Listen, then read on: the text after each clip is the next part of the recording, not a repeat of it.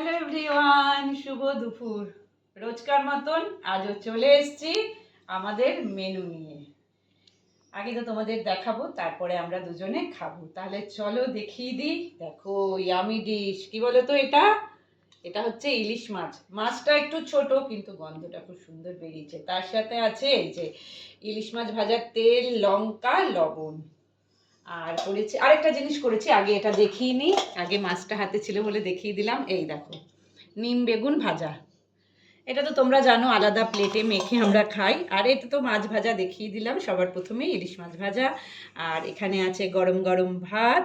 আর তার সাথে আছে দেখো এই যে, দাঁড়াও মাছটা তুলি, আলু ফুলকপি দিয়ে বড়ি দিয়ে একদম কাতলা মাছের একটা হালকা ঝোল আর কি। এই যে করেছি, ব্যাস আজকে হচ্ছে এই মেনু আমাদের।